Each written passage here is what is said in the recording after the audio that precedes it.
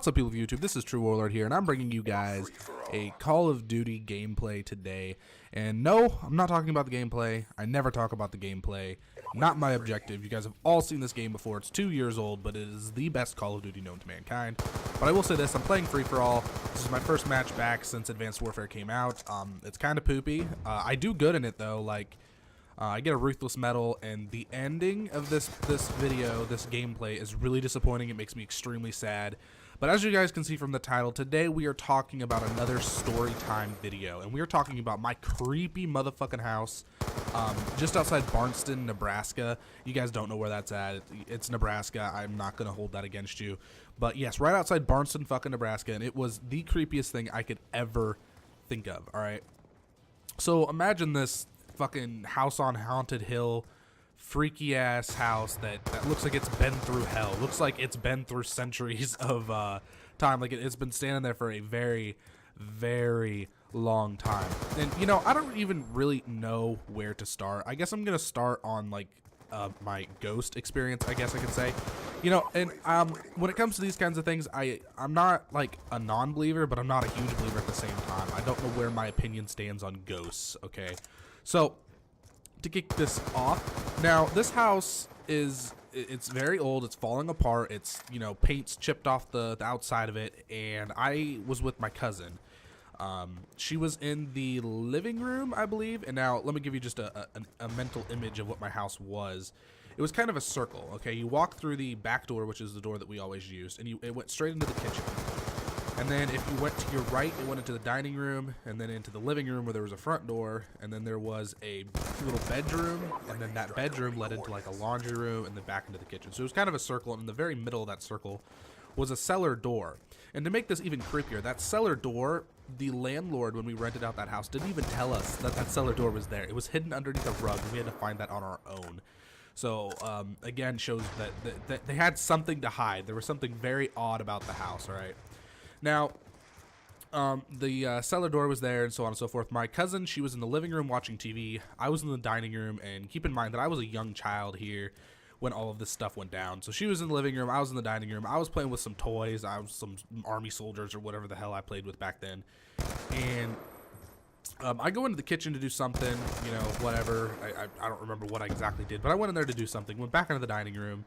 Thought I smelled smoke, you know, and I'm like, what the fuck's that? So I walk into the kitchen, and there on the table is an open Bible, and this Bible was a zip-up Bible, like it zipped around. It wasn't something you could just like shut. Like this Bible was zipped up, and it was open on the table, and while it was open on the table, there was a page ripped out, like half page ripped out, sitting on the table, and it was on fire, and it straight freaked me the fuck out. You know, there was nothing really that happened after that. Put the fire out and so on and so forth, moved on with our lives.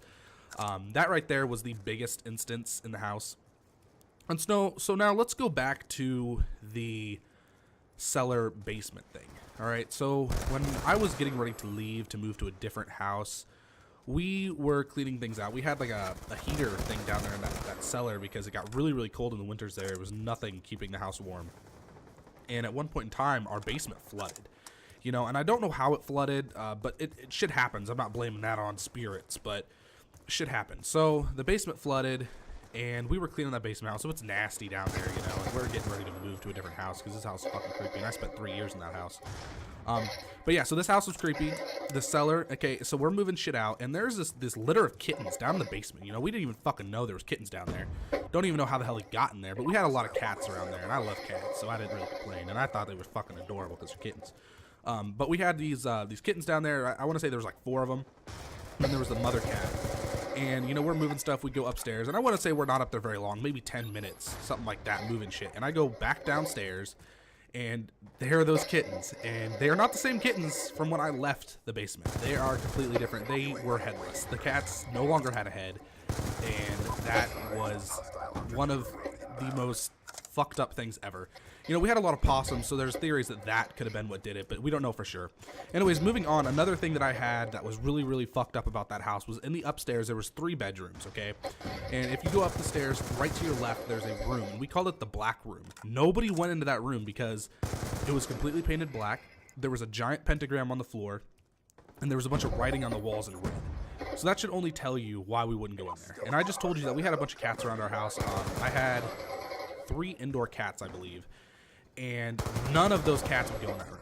They never went in there, ever. They would not go in that room for the life of them.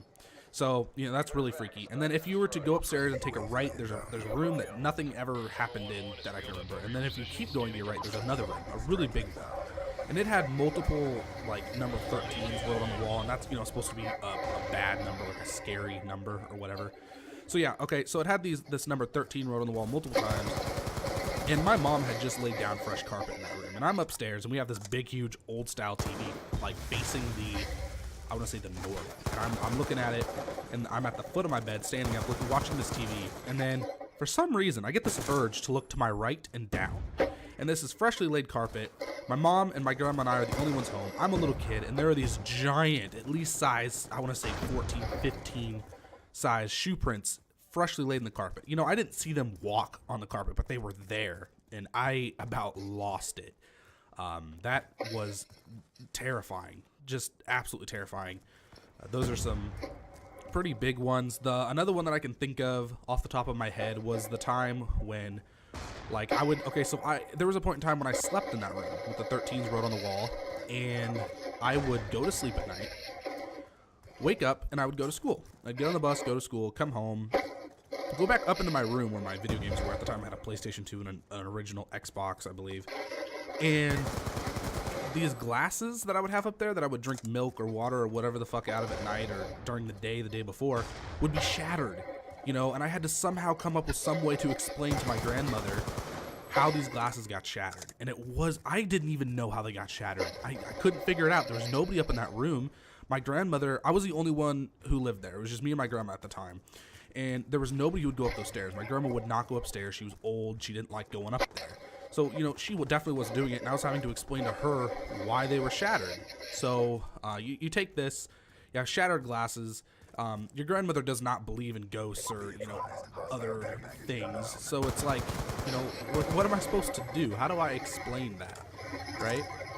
Okay, so on top of all of that, out behind the house there was this creek, and there was a bridge that had collapsed behind the creek, and, you know, I heard stories about there being, like, an accident back there and people died and yada yada yada.